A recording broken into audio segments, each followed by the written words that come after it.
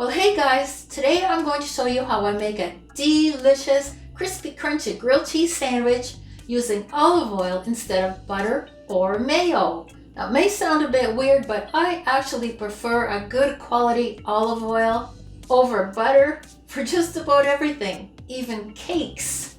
The other day I drizzled some over popcorn and it was really good. And now the crispy grilled cheese and tomato sandwich.